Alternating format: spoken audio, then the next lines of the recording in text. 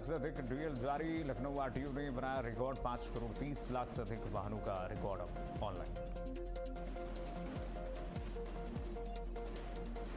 NEET री exam के लिए आज देश भर में मॉक ड्रिल। भारत के 551 शहरों में बनाए गए सेंटर। 2 लाख सुरक्षाकर्मी मौके पर रहेंगे तैनात। दिल्ली में कॉकरोच जनता पार्टी का आज फिर प्रदर्शन। बीजेपी के फाउंडर अभिषेक दीपके का ऐलान। प्रदर्शन में थाली और चम्मच लेकर हों शामिल।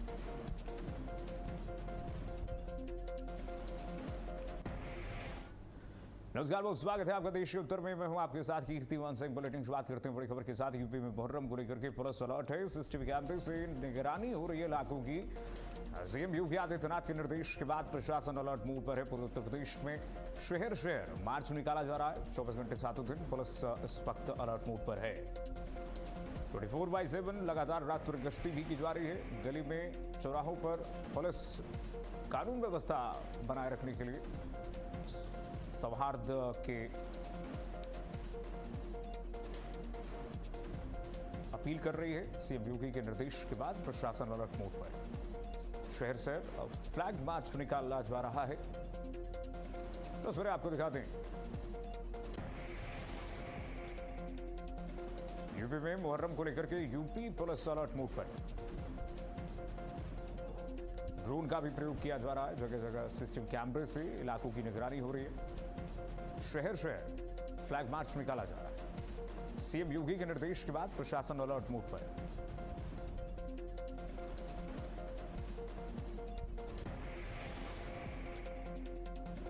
यूपी में मुहर्रम को लेकर के पुलिस अलर्ट मोड पर है। सीसीटीवी कैमरे से इलाकों की निगरानी हो रही है। सीएम योगी के निर्देश के बाद प्रशासन अलर्ट मोड पर। शहर शहर मार्च निकाला जा रहा, फ्लैग मार्च।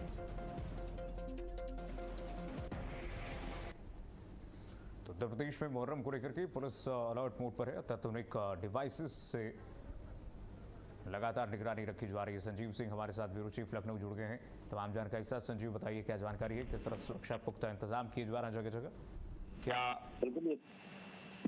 बिल्कुल ये कहा जा सकता है कि मुहर्रम को देखते हुए जो है भारी पुलिस फोर्स भी लगाया गया है। और दिन में जो भी जनपद जो है और जनपद में जो भी जगह है, जो भी संवेदनशील अति संवेदनशील है, वहाँ पर भी भारी पुलिस फोर्स की तैनाती की जा रही है। तो ये कहा जा सकता है कि मुहर्रम के मौके पर जो है 7वें या 10वें के जो है जुलूस निकलता है। इसके मद्देनजर पूरी तैयारी जो है अभी से प्रशासन ने कर ली है। जो पीस कमेटी है उनके साथ जो है उन लोगों ने बैठक भी की है। इसके अलावा जो धर्मगुरु है, मौलाना है, उनके साथ भी लगातार जो है बातचीत चल रही है। और साथ ही ये भी कहा गया है कि शांतिपूर्वक जो है ये जुलूस को निकाला जाए और ये ध्यान है कि किसी को किसी प्रकार की कोई दिक्कत ना हो। और इसको लेकर जो है स्थानीय जो प्रशासन है वो भी जगह जगह बैरिकेडिंग किया है। और रूम जो डाइवर्जन का है वो भी जो है उससे आम लोगों को जो है अवगत भी कराया जा रहा है।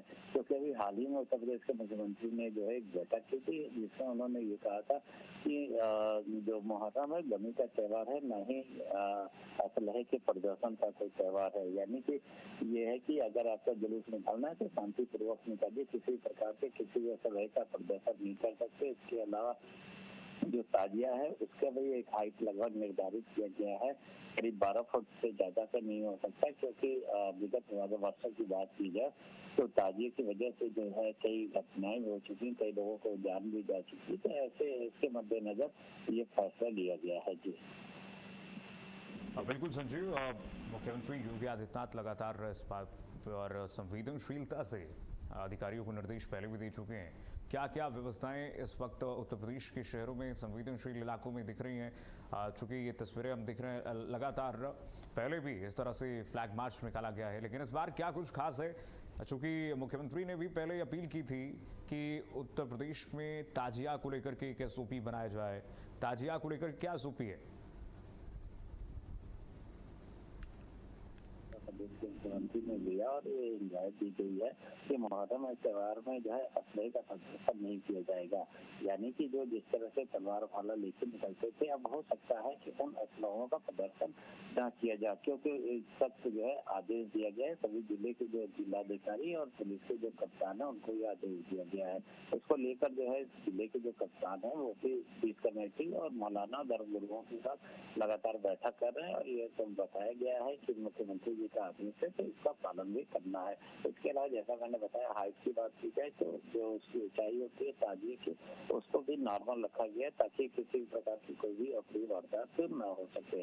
साथ ही जो संवेदनशील स्थान है वहाँ पर पीएससी और सीआरपीएफ की भी तैनाती की जा रही है। जो जिले जैसे कि पश्चिम के कुछ जिले हैं जहाँ पर की उनकी तैनाती की जा रही है। अगर लखनऊ की भी बात की जाए तो लखनऊ के चौक शहादतगंज ठाकुरगंज जो एरिया है वहाँ पर भी जो है ये कहा जा सकता है कि स्थानीय पुलिस पीएससी के साथ जो है सीआरपीएफ की भी तैनाती की जाती है।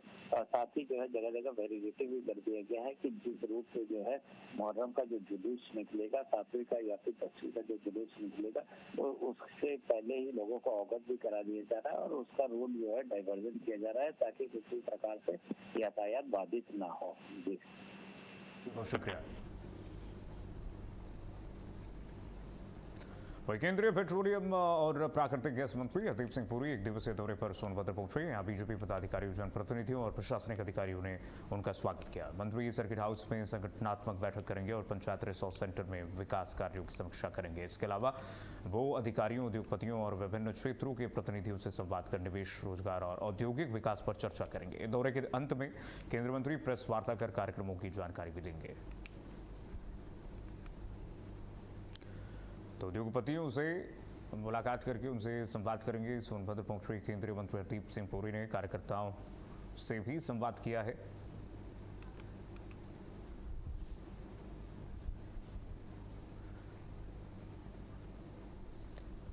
और बढ़ेंगे आगे। उत्तर प्रदेश के कैबिनेट मंत्री अनिल राजभर ने योगी दिवस और मुरादाबाद से सपा सांसदों के बागी तेवरों और नीट मॉक ड्रिल को लेकर के भारत अपडेट से खास बातचीत की है। आइए सुनाते हैं आपको क्या कुछ कहा।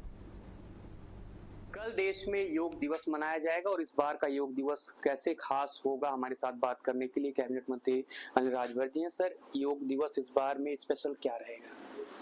देखिए, हर बार की तरह मुझे लगता है नया रिकॉर्ड बनेगा। आप देखते हैं, चाहे नभ हो, चाहे जल हो, चाहे थल हो, चाहे हिमालय की ऊंची चोटियां हो, चाहे का मरुस्थल हो, कहीं भी हर जगह लोग योग करके पूरी दुनिया को संदेश देते हैं। आज हमारी जो इतनी पुरानी परंपरा है उसको पूरी दुनिया ने स्वीकार किया है, अंगीकार किया है। माननीय प्रधानमंत्री श्री मोदी जी के आह्वान पर आज पूरी दुनिया योग करती है और आने वाले समय में देखिएगा ना, रोज इसकी स्वीकार्यता बढ़ेगी, रोज बढ़ेगी। आज आयुर्वेदा के तरफ, नेचुरोपैथी की तरफ दुनिया बढ़ रही कि नहीं बढ़ रही है? प्रकृति की तरफ दुनिया बढ़ रही है। समाजवादी पार्टी में टूट का मामला चल रहा है। आपकी पार्टी के कई नेता भी बयान दे चुके हैं। ऐसे में अब समाजवादी पार्टी के एक सांसद का भी बयान आया है, मुरादाबाद की रुचि वीरा। उन्होंने पहले भी एक बार कहा था कि जब उन्हें पीडीएफ बैठक में नहीं बुलाया गया था, इस बार उन्होंने कहा सपा 6 की 6 सीटें जीत सकती थी, लेकिन पार्टी में जो गुटबाजी है उसके चलते जो मामला है 27 में वो गड़बड़ है। क्या लगता है कि सपा में टूट होने वाली है? देखिए, समाजवादी पार्टी में नहीं, पूरे देश में। अभी पश्चिम बंगाल आपने देखा, अभी आपने महाराष्ट्र देखा है। पूरे देश में एक बहुत बड़ी संख्या जनप्रतिनिधियों की ऐसी है जो राष्ट्र प्रथम के भाव से जीना चाहते हैं और काम करना चाहते हैं, देश को आगे बढ़ता हुआ देखना चाहते हैं। हमारा जो युवा मन है, हमारी जो युवा शक्ति है, कहीं न कहीं उसके मन में तकलीफ है और दोबारा ऐसी घटनाओं की पुनरावृत्ति न हो, उसको बड़ा गंभीरता से सरकार ने लिया है और प्रयास भी कर रहा है। तो सुना, हमारे साथ बात करने के लिए कैबिनेट मंत्री अनिल राजभर थे, जिनका साफ कहना है कि मोदी जी के नेतृत्व में सिर्फ यूपी नहीं, बहुत सारे प्रदेशों के जनप्रतिनिधि जो हैं अब काम करना चाहते हैं और हो सकता है कि रुचि वीरा जो कि मुरादाबाद की सांसद हैं उनका भी मन हो। कैमरामैन गौरव के साथ रमन मिश्रा, भारत अपडेट, लखनऊ। लखनऊ में माफिया मुख्तार अंसारी से खाली कराई गई जमीन पर बने सरकारी आवासों को अवैध बताकर नोटिस चिपकाने के मामले में योगी सरकार सख्त हो गई है। सिंचाई विभाग के फर्जी नोटिस प्रकरण में जूनियर इंजीनियर मंगल प्रसाद वर्मा और जिलेदार ब्रजेश कुमार को हटा दिया गया है। वहीं अधिशासी अभियंता मुकेश कुमार पर भी कार्रवाई की तैयारी है। शासन ने पूरे मामले की रिपोर्ट तलब की है। बता दें कि इन आवासों की चाबी खुद मुख्यमंत्री योगी आदित्यनाथ ने लाभार्थियों को सौंपी थी।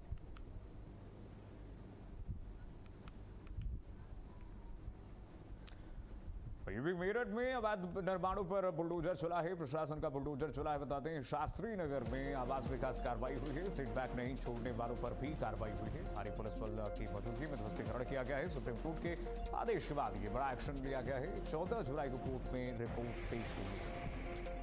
बड़ी खबर आपको बताते हैं, मेरठ में अवैध निर्माणों पर प्रशासन का बुलडोजर चला है। 14 जुलाई को कोर्ट में रिपोर्ट पेश होगी। शास्त्री नगर में आवास विकास की कार्रवाई सुप्रीम कोर्ट के आदेश के बाद प्रशासन का बुलडोजर गर्जा है। सेटबैक नहीं छोड़ने पर कार्रवाई हुई। भारी पुलिस बल की मौजूदगी में ध्वस्तीकरण किया गया। तो 14 जुलाई को कोर्ट में रिपोर्ट पेश होगी। इस मामले में सुप्रीम कोर्ट के आदेश के बाद यह एक्शन हुआ है। बड़ी खबर आपको बता दें, 14 जुलाई को कोर्ट में रिपोर्ट पेश होगी। सुप्रीम कोर्ट के आदेश के बाद एक्शन। 14 जुलाई को कोर्ट में रिपोर्ट पेश होगी। मेरठ में अवैध निर्माणों पर प्रशासन का बुलडोजर चला। शास्त्री नगर में आवास विकास की कार्रवाई, प्रशासन का पीला पंजा चला है। सेटबैक नहीं छोड़ने वालों पर यह कार्रवाई हुई है। 14 जुलाई को कोर्ट में अब इस मामले में रिपोर्ट पेश होगी। भारी पुलिस बल की मौजूदगी में ध्वस्तीकरण किया गया है। सुरक्षा पुख्ता इंतजाम के बीच व्यवस्थाएं। अभय शर्मा हमारे साथ जुड़ गए हैं इसी खबर पर अपडेट के साथ। अभय बताइए, क्या जानकारी, क्या अपडेट? तो कीर्तिमान, ये पुराना मामला है क्योंकि जो आवासीय प्लॉट थे वहाँ पे कमिश्नर जो गतिविधि वहाँ खड़ी कर दी गई, दुकानें बना दी गई। ऐसे में एक याचिका सुप्रीम कोर्ट में डाली गई थी। उस पर संज्ञान लेते हुए सुप्रीम कोर्ट ने साफ तौर पर कहा था जो भी आवासीय जो जगह है उस पर जो कमर्शियल कॉम्प्लेक्स बने हैं उनको ढाया जाए। 2 महीने पहले इसमें कार्रवाई हुई थी। काफी दुकानों को इसमें नोटिस देकर उनको बुलडोजर से ढा दिया गया था। उसके बाद फिर नोटिस चस्पा किए गए थे कि जो खुद अपने जो व्यापारी हैं जिन्होंने आवासीय प्लॉट पर अपनी दुकानें बना रखी हैं उनको खुद ही उसको तोड़ लिया जाए। पर लोग सुप्रीम कोर्ट तक गए, दरवाजा खटखटाया पर सुनवाई नहीं हो पाई। उसके बाद आज एक्शन हुआ है। आज आवास विकास की टीम और भारी पुलिस बल वहां पहुंचा है और करीब 3 जो मकान थे जो उनको जमीजोजत किया है। उसके बाद साफ तौर पर जो मकान है, सबसे बड़ी जो दिक्कत यहाँ आ रही है कि सेक्टर 2 शास्त्री नगर में जो मकान है वो 35-40 मीटर के, वहाँ पर सेटबैक छोड़ने की बात की गई है। लखनऊ से टीम भी आई थी और जांच करके गई है कि सेटबैक छूट सकता है या नहीं। अभी इस पर ही नजर है कि जो मकान है उनका क्या होता है, क्योंकि अभी फिलहाल जो बाहर जो दुकानें हैं, जो मार्केट है आवासीय क्षेत्र में जो बनी हुई है उन पर अब कार्रवाई हो रही है। जी कीर्तिमान, अब ये सेटबैक नहीं छोड़ना ये तो अतिक्रमण का ही एक जरिया है और कुल मिलाकर के अगर प्रशासन ने कार्रवाई की है सुप्रीम कोर्ट के आदेशों के हिसाब से की गई है, कुछ प्रतिक्रिया भी है क्या लोगों की, क्या कहना है लोगों का? बिल्कुल, लोगों का साफ तौर पर कहना है जब ये आवासीय के लिए आवंटन हुई थी तो उस पर उस समय में जो कमर्शियल दुकानें बना दी गई पर उन अधिकारियों पर कार्रवाई नहीं हो रही। पिस रहा है तो व्यापारी, तो कहीं ना कहीं व्यापारियों में रोष भी नजर आ रहा है। और साफ तौर पर जो मकाने हैं, क्योंकि ज्यादा बड़े मकान नहीं है, 35 से 40 मीटर के मकान है, उसी में लोगों ने अपना व्यापार चला रखा है और ऊपर की तरफ रह रहे हैं। मकान आपस में चिपके हुए हैं, सेटबैक निकलना बड़ा मुश्किल है क्योंकि अगर कुछ करते हैं तो कहीं ना कहीं कोई अनहोनी हो सकती है। ऐसे में अभी जो वहाँ के रहने वाले लोग हैं डीएम के पास गए हैं, डीएम के माध्यम से मुख्यमंत्री को ज्ञापन भी दिया था कि इसमें हमें कोई ना कोई ऐसा रास्ता निकाला जाए कि हमारे मकान बच जाए, हम भले उसमें व्यवसायिक गतिविधि नहीं करेंगे। फिलहाल जो फ्रंट की दुकानें हैं उनको तोड़ा गया है और एक कह सकते हैं हिस्ट्री सीटर भी था, उसका भी वही मकान था, जो फरार है उसका भी मकान को तोड़ दिया गया। जी कीर्तिमान, आगे बढ़ेंगे। मेरठ से खबर आ रही है, मेरठ के सबसे व्यस्त व्यापारिक क्षेत्रों में से एक शास्त्री नगर सेंट्रल मार्केट में उस वक्त हड़कंप मच गया जब भारी पुलिस बल के साथ प्रशासनिक अमला बुलडोजर लेकर पहुंच गया। सुप्रीम कोर्ट के हालिया आदेशों और दिशा निर्देशों के तहत की गई इस बड़ी कार्रवाई में कुख्यात हिस्ट्री शीटर अमित मिरंडा के अवैध निर्माण समेत कुल 3 संपत्तियों को पूरी तरह जमींदोज कर दिया गया है। कार्रवाई से पूरे बाजार में अफरा तफरी और हड़कंप का माहौल बना रहा। वहीं कार्रवाई के दौरान मौके पर भारी पुलिस बल तैनात रहा।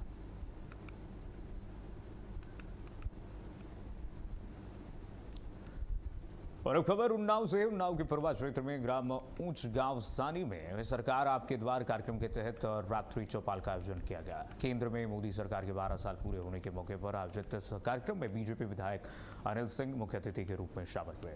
उन्होंने मोदी सरकार की उपलब्धियां गिनाते हुए कहा कि अधिकारी खुद गांव-गांव पहुंच करके योजनाओं का लाभ लोगों तक पहुंचा रहे हैं। विधायक ने समाजवादी पार्टी के पीडीएफ फॉर्मूले पर भी निशाना साधा और विपक्ष पर जनता को गुमराह करने का आरोप लगाया। वहीं अधिकारियों ने सरकारी योजनाओं की जानकारी भी दी है।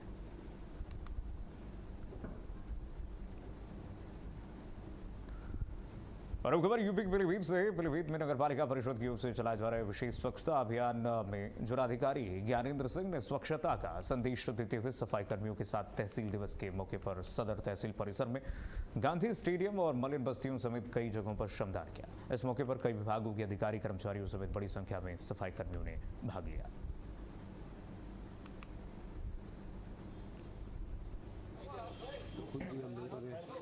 श्रमदान किया है। इसके अलावा स्टेडियम में हुआ है और जो मलिन बस्तियाँ हैं वहाँ भी हमारा सफाई अभियान चल रहा है। और मैं शहरवासियों से ये अपील करना चाहूँगा कि इस स्वच्छता का, आज हम लोगों ने स्वच्छता दिवस मना रहे हैं 20 तारीख को, और 21 तारीख को योग दिवस है। तो सभी लोग योग दिवस पर ज़रूर स्टेडियम में पधारें आकर के और योग करें।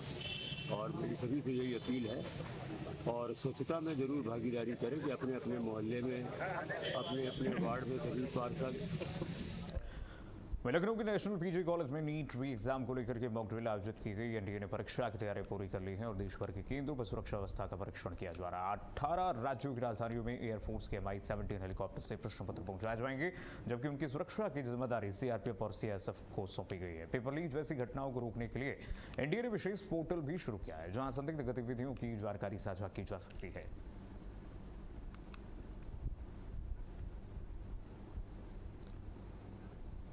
यूपी कानपुर में दहेज उत्पीड़न और घरेलू हिंसा के एक मामले में न्यायालय ने बड़ा आदेश दिया है। पीड़ित कोर्ट ने पीड़िता की याचिका पर संज्ञान लेते हुए पति समेत 4 आरोपियों को समन जारी करके 31 जुलाई 2026 को पेश होने का निर्देश दिया है। वहीं मामले की विवेचना में कथित अनियमितताओं को गंभीर मानते हुए तत्कालीन एडीजीपी सुमित रामटेके के खिलाफ अनुशासनात्मक कार्रवाई के निर्देश भी दिए गए। न्यायालय ने डीजीपी और प्रमुख सचिव गृह से निर्धारित समय में रिपोर्ट भी मांगी है।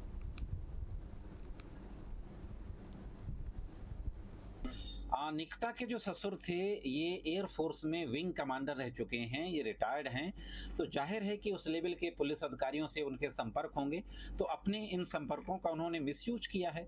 तो जो पहली विवेचना तो सही थी, ये जो दूसरी विवेचना हुई, हालांकि पहली विवेचना में भी 2 अभियुक्तों के नाम निकल गए थे, अब उन्होंने उनके खिलाफ एविडेंस नहीं पाई। एक चीज जो ना कि पहले विवेचक ने कलेक्ट किया ना दूसरे ने, हस्बैंड ने अपनी वाइफ के खाते से पैसा ट्रांसफर किया, ना सिर्फ अपने खाते में बल्कि अपनी पत्नी के, अपनी माँ के भी खाते में, वो एविडेंस ही नहीं कलेक्ट की गई दोनों आइयों के द्वारा, जबकि डॉक्यूमेंट्री एविडेंस अवेलेबल है। बैंक जाना चाहिए, स्टेटमेंट निकालना चाहिए, केस डायरी में जिक्र करना चाहिए, केस डायरी में संलग्न करना चाहिए, कुछ नहीं किया गया। यूपी मैनपुरी में पुलिस व एंटी व्हीकल थेफ्ट टीम और सर्विलांस टीम की संयुक्त कार्रवाई में अंतर्राज्यीय बाइक चोर गैंग के 2 सदस्यों को गिरफ्तार किया गया है। पुलिस में आरोपियों के कब्जे से चोरी की 8 मोटरसाइकिलें बरामद की गई हैं। अपर पुलिस अधीक्षक ग्रामीण अभिषेक तिवारी ने बताया कि दोनों आरोपियों को करहल मार्ग स्थित ढाबे के पास से गिरफ्तार किया गया है। पुलिस आरोपियों से पूछताछ कर गिरोह के अन्य सदस्यों की तलाश कर रही है। तो बाइक चोर गैंग के 2 सदस्य गिरफ्तार किए गए हैं। यूपी मैनपुरी में बड़ी कार्रवाई की गई, गिरोह के अन्य सदस्यों की तलाश जारी है। तो यूपी मैनपुरी में मामले में आगे की जांच जारी है। पुलिस इस मामले में पूछताछ कर रही है, आगे विधिक कार्रवाई में लगी हुई है। पुलिस की बड़ी कार्रवाई। उत्तर प्रदेश मैनपुरी में बाइक चोर गैंग के 2 सदस्य दबोच लिए गए हैं। गिरोह के अन्य सदस्यों की तलाश में पुलिस जुटी हुई है। मैनपुरी पुलिस को फिलहाल बड़ी सफलता मिली है।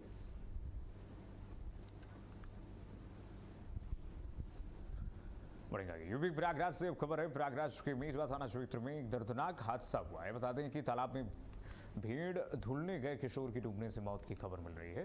किशोर अपने 2 दोस्तों के साथ तालाब में गया हुआ था। गहरे पानी में जाने से तीनों डूबने लगे, जिसमें 2 युवकों को सुरक्षित बाहर निकाल लिया गया, जबकि एक किशोर की मौत हो गई है। घटना के बाद परिवार में कोहराम मचा हुआ है। सूचना पर पहुंची पुलिस ने शव कब्जे में लेकर जांच शुरू कर दी है। तो तालाब में डूबने से किशोर की दुखद मौत की खबर पर जिनमें चीख पुकार मची हुई है। 2 अन्य युवक जो तालाब में गए हुए थे, उनका रेस्क्यू किया गया है। तो घटना से परिवार में इस वक्त अफरा तफरी है, दुख का माहौल है, गम का पहाड़ टूट गया है परिवार के लोगों में। 2 अन्य युवकों को जो साथ में थे, उन्हें रेस्क्यू किया गया।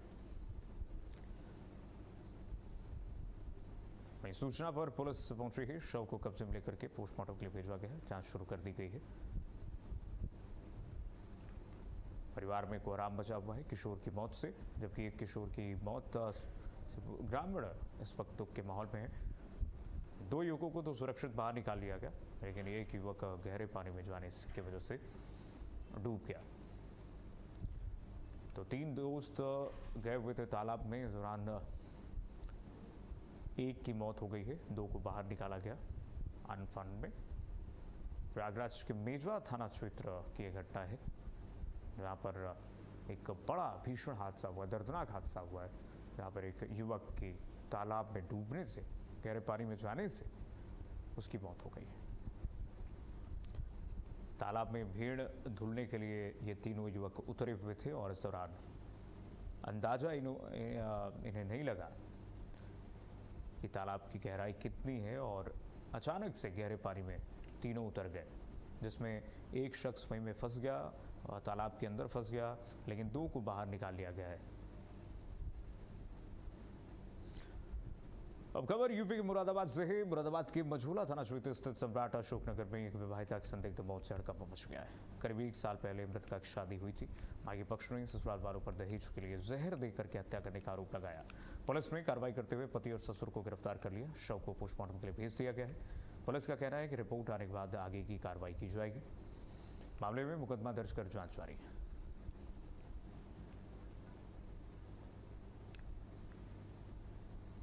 देखिए, रोहित नाम के एक व्यक्ति जो जसपुर के रहने वाले हैं, उन्होंने एक कल एप्लीकेशन दी है कि उसकी बहन अंजलि की शादी रोहन नाम के एक व्यक्ति से 5 साल पूर्व मझोला क्षेत्र में हुई थी और उसकी डेथ हो गई है। उस आधार पर हम लोग ने अभियोग पंजीकृत कर लिया है, पीएम कराया जा रहा है और साक्ष्यों के आधार पर इसमें जो भी है वो उसमें कार्रवाई की जाएगी। सर, कितने लोगों के खिलाफ मुकदमा दर्ज हुआ है? 6 लोग के खिलाफ FIR है, जिसमें मेरा पति और सास ससुर और 3 बहनें हैं, उनके खिलाफ।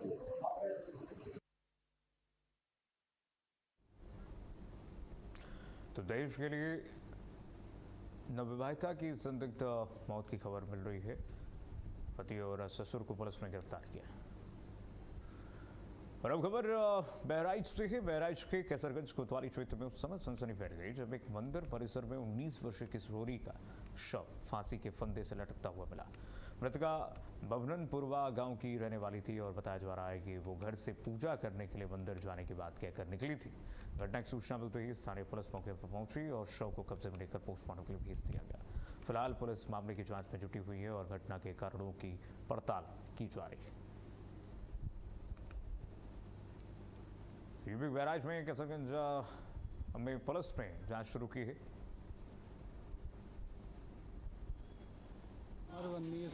क्या हुआ था, कैसे मौत हुई इसकी? सॉफ्टवेयर कंप्यूटर कोर्स करने गई थी, उसके बाद घर आई। घर आने के बाद वो बोली मैं पूजा करने जा रहे हैं। पूजा करने गए, देर हुआ, घर वालों ने सूचना दी, फिर हम जाकर तो क्या लगता है आपको, कैसे मौत हुई है इसकी? ये आत्महत्या ही है। क्या कारण निकल के आ रहा है? कारण अभी कुछ पता नहीं। वहीं प्रयागराज के मेजा थाना क्षेत्र में दर्दनाक सड़क हादसे में ठेला लेकर सब्जी मंडी जा रहे बुजुर्ग की बेकाबू डंपर की चपेट में आने से मौके पर ही मौत हो गई। हादसे के बाद चालक समेत वाहन समेत फरार हो गया। घटना से गुस्साए परिजनों ने शव सड़क पर रखकर प्रदर्शन शुरू कर दिया और सूचना पर पहुंचे पुलिस ने लोगों को समझाने का प्रयास किया, लेकिन परिजन कार्रवाई की मांग करते रहे। पुलिस डंपर की तलाश में जुटी है और मामले की जांच।